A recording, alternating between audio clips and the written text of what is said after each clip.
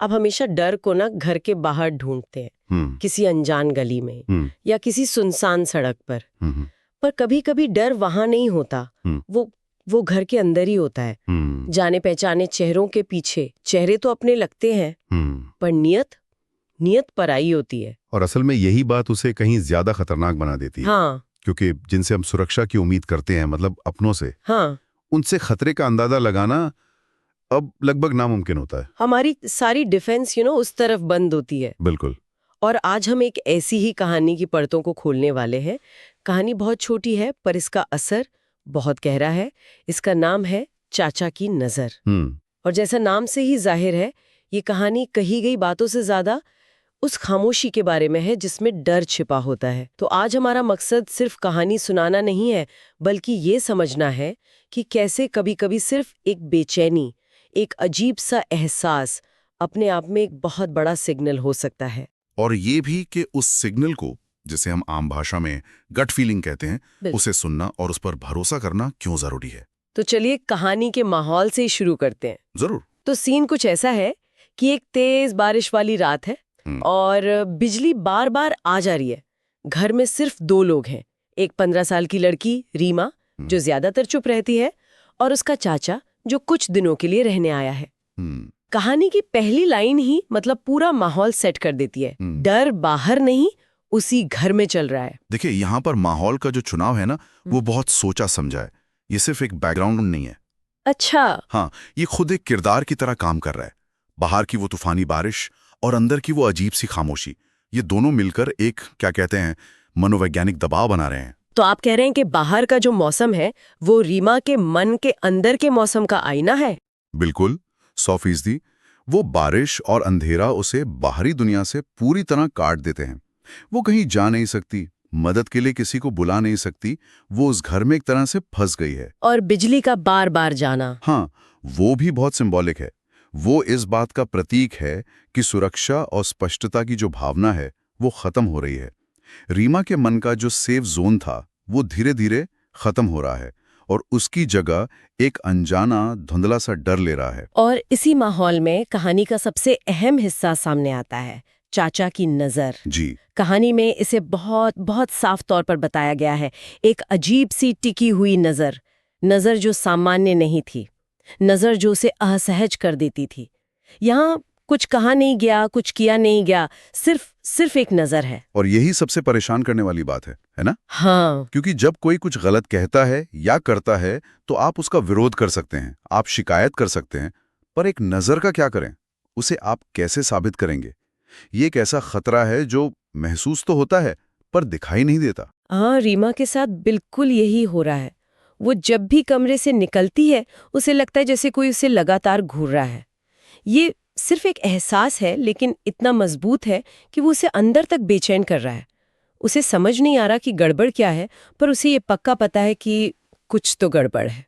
या नजर के पीछे की जो साइकोलॉजी है वो समझना बहुत दिलचस्प है। ये एक बहुत शक्तिशाली नॉन वर्बल क्यू है। नॉन वर्बल क्यू मतलब एक गैर मौखिक संकेत। बिना एक शब्द कहे ये किसी के इरादे, उसकी धमकी या उसकी सीमाओं को लांघने की कोशिश को जता सकता है। और अक्सर ये किसी भी गलत व्यवहार का पहला कदम होता है। लेकिन इस तरह के अंदर की आवाज को लोग अक्सर वहम कहकर नजरअंदाज क्यों कर देते हैं? हमारा समाज तो हमें सबूतों पर भरोसा करना सिखाता है, एहसासात पर नहीं। तो यहाँ क्या करें? बहुत अच्छा सवाल है। असल में हमारी ये जो गट फीलिंग है, ये कोई वहम नहीं है। ये हजारों सालों में विकसित हुआ एक सर्वाइवल टूल है। Survival tool? हाँ, हमारे दिमाग का वो हिस्सा जो खतरे को पहचानता है, वो तर्क और भाषा वाले हिस्से से कहीं ज्यादा पुराना और तेज है। वो खतरे को लॉजिक से बहुत पहले पहचान लेता है। तो उस एहसास को खारिज करना मतलब खुद की सबसे पुरानी रक्षा प्रणाली को नजरअंदाज करने जैसा है। अच्छा। रीमा जो असहजता महसूस कर रही थी, वो उसका अवचेतन मन था जो चिल्ला चिल्लाकर उसे कह रहा था कि वो सुरक्षित नहीं है। तो समाज जिसे ज्यादा सोचना कहता है, वो असल में एक तरह का बायोलॉजिकल अलार्म है। बिल्कुल। और खासकर बच्चों में उनकी ये गट फीलिंग बहुत मजबूत होती है क्योंकि वो दुनिया को तर्क से ज्यादा भावनाओं से समझते हैं। कहानी इसी बात पर जोर देती है कि इस सलाम को गंभीरता से लेना कितना जरूरी है। और फिर कहानी में ये खतरा सिर्फ एक एहसास तक ही नहीं रहता, वो चुप्पी टूटती है। एक दिन चाचा रीमा को अपने कमरे में बुलाता है और उसके शब्द होते हैं, रीमा, रात में डर लगता है, अगर चाहो तो मेरे कमरे में बैठ सकती हो। ये कहानी का एक बहुत ही जरूरी मोड़ है, टर्निंग पॉइंट है। कैसे? अब तक जो खतरा हवा में था वो अब शब्दों का रूप ले रहा है। साइकोलॉजी में हम इसे ग्रूमिंग का पहला चरण कह सकते हैं। ग्रूमिंग? हाँ, मतलब अपराधी सीधे सीधे कोई बड़ी लाइन क्रॉस नहीं करता। वो पहले छोटी छोटी सीमाओं को परखता है। एक अजीब नजर, एक जरूरत से ज्यादा करीबी, या फिर चिंता के नकाब में छिपा एक ऐसा न्योता जो थोड़ा अजीब लगे। वो असल में पानी का तापमान जांच रहा होता है। और उसने शब्द भी कितने ध्यान से चुने हैं। डर लगता है, वो खुद को कमजोर दिखा रहा है। बिल्कुल, ताकि रीमा को लगे कि वो उसकी मदद कर सकती है। यही तो चालाकी है, ये एक तरह का मैनिपुलेशन है। वो अपनी गलत नीयत पर हमदर्दी का पर्दा डाल रहा है। एग्जैक्टली। वो देखना चाहता है कि रीमा उसकी बात कहाँ तक मानती है। ये एक टेस्ट था। और रीमा की जो प्रतिक्रिया है वो देखने लायक है। उसका दिल जोर से धड़कने लगता है और उसके अंदर से एक ही आवाज आती है, कुछ ठीक नहीं है, और वो साफ मना कर देती है। ये उसका पहला सक्रिय कदम था अपनी सुरक्षा के लिए। लेकिन उसके इनकार से ज्यादा चाचा की प्रतिक्रिया सब कुछ साफ कर देती है ना? हाँ, बिल्कुल। कहानी बताती है कि जब रीमा मना करती है तो उसकी आंखों में एक अजीब सा गुस्सा चमकता है। वो सिर्फ एक पल के लिए होता है, लेकिन वो पल ही काफी है। अगर उसका इरादा सच में नेक होता तो वो शायद कहता, कोई बात नहीं बेटा, और बात खत्म। हाँ, बात वही खत्म हो जाती। लेकिन गुस्सा इस बात की पुष्टि करता है कि उसका इरादा कुछ और था।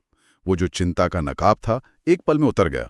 जब उसका छिपा हुआ इरादा पूरा नहीं हुआ तो उसकी असली भावना सामने आ गई। उस एक पल के गुस्से ने रीमा के शक को यकीन में बदल दिया। सब कुछ साफ हो गया। इसके बाद कहानी उस हिस्से पर पहुंचती है जो शायद सबसे जरूरी है और जहां अक्सर असल जिंदगी में कहानियां दम तोड़ देती हैं। रीमा अपनी माँ को सब कुछ बताती है और इस बात पर ध्यान देना बहुत जरूरी है कि उसने क्या बताया। उसने किसी गलत हरकत की शिकायत नहीं की। उसने बताया सिर्फ नजरें, व्यवहार और वो असहजता। ये पॉइंट इस कहानी का दिल है, क्योंकि यहीं पर सबसे ज्यादा पीड़ित चुप हो जाते हैं। क्यों? उन्हें लगता है कि जब तक कोई ठोस सबूत ना हो, कोई असली घटना ना घटी हो, तो उनकी बात कौन मानेगा। उन्हें डर होता है कि लोग कहेंगे, अरे सिर्फ देखने से क्या होता है, या तुम ही कुछ गलत सोच रही होगी। और सच कहूं, जब मैंने कहानी में माँ की प्रतिक्रिया पढ़ी तो मैं हैरान रह गई, क्योंकि असल जिंदगी में ऐसा बहुत कम देखने को मिलता है। हाँ, माँ ने बिना कोई सवाल किए, बिना कोई सबूत मांगे अपनी बेटी की असहजता को तुरंत समझ लिया। उन्होंने वो नहीं कहा जो अक्सर सुनने को मिलता है, वो तुम्हारे चाचा हैं, ऐसा नहीं कर सकते, या तुम्हारा वहम होगा। नहीं, उन्होंने बस अपनी बेटी की भावना पर विश्वास किया और अगले ही दिन चाचा को घर से जाने के लिए कह दिया। ये इतना शक्तिशाली क्यों है? क्यों ये एक माँ का सामान्य रिएक्शन नहीं माना जाता? क्योंकि ये सिर्फ एक रिएक्शन नहीं है, ये एक स्टैंड है। माँ ने यहाँ रिश्तेदारी, सामाजिक दबाव और लोग क्या कहेंगे के डर से ऊपर अपनी बेटी की सुरक्षा और उसकी भावना को रखा। हमारे समाज में परिवार की इज्जत को बचाने के लिए अक्सर बच्चों की आवाज को दबा दिया जाता है, लेकिन यहाँ माँ ने अपनी बेटी को यह संदेश दिया कि तुम्हारी भावनाएं जायज हैं, तुम्हारा डर जायज है, और मैं तुम्हारी रक्षा के लिए यहाँ हूँ। कहानी में एक पंक्ति है, परिवार भी तब सुरक्षित है जब हम गलत व्यवहार को पहचान सकें। बिल्कुल, माँ ने ठीक यही किया। उन्होंने व्यवहार को पहचाना, भले ही वो शब्दों में बयान ना किया गया हो। और ये भरोसा सिर्फ रीमा को ही नहीं बचाता, ये उसे भविष्य के लिए भी एक बहुत बड़ा सबक सिखाता है। क्या? कि तुम्हारी भावनाओं की कीमत है और उन्हें सुना जाएगा। ये विश्वास एक बच्चे के लिए दुनिया का सबसे बड़ा सुरक्षा कवच होता है। तो इससे ये भी साफ होता है कि कहानी का असली मकसद क्या है। जी, जैसा कि कहानी में लिखा है, इस कहानी का मकसद सिर्फ डराना नहीं, जगाना है। जगाना है उस सोच से जो अपनों पर आंख बंद करके भरोसा करना सिखाती है। हाँ, क्योंकि अक्सर अपने होने की दुहाई देकर ही सबसे ज्यादा गलत व्यवहार पर पर्दा डाला जाता है। ये कहानी उस धारणा को सीधे सीधे चुनौती देती है। अरे वो तो अपने हैं, रिश्तेदार हैं, ऐसा सोच भी कैसे सकते हैं। ये वो डायलॉग्स हैं जो अपराधियों के लिए ढाल का काम करते हैं। कहानी का अंतिम संदेश बहुत सीधा और स्पष्ट है। अगर कोई नजर, कोई हरकत या कोई माहौल असहज महसूस कराए तो चुप नहीं रहना चाहिए। डर तभी खत्म होता है जब कोई बोलने की हिम्मत करता है और कोई सुनने की जिम्मेदारी लेता है। अच्छा पॉइंट है। इस कहानी में 2 हीरो हैं, रीमा जिसने बोलने की हिम्मत की और उसकी माँ जिसने सुनने और विश्वास करने की जिम्मेदारी निभाई। इन दोनों में से एक भी कड़ी कमजोर होती तो कहानी का अंत कुछ और हो सकता था। ये कहानी ये भी बताती है कि कोई भी रिश्ता, चाहे वो कितना भी करीबी क्यों ना हो, गलत नीयत का लाइसेंस नहीं होता। बिल्कुल, रिश्ता सुरक्षा का एहसास देना चाहिए, डर का नहीं। और कहानी की अंतिम पंक्ति इस बात को बहुत खूबसूरती से समेटती है। गलत नीयत कभी भी अपने होने का प्रमाण नहीं होती। इसका मतलब साफ है, अगर किसी की नीयत गलत है तो वो अपना हो ही नहीं सकता, चाहे खून का रिश्ता ही क्यों ना हो। सुरक्षा और सम्मान की परिभाषा रिश्तों के नाम से नहीं, बल्कि व्यवहार और नीयत से तय होनी चाहिए। तो आज की इस चर्चा को अगर हम समेटे तो कुछ मुख्य बातें सामने आती हैं। पहली, खामोश संकेतों की ताकत को कभी कम नहीं आंकना चाहिए। एक नजर या एक अजीब से एहसास भी खतरे का एक बहुत बड़ा अलार्म हो सकता है। दूसरी बात, अपनी गट फीलिंग पर भरोसा करना सीखें।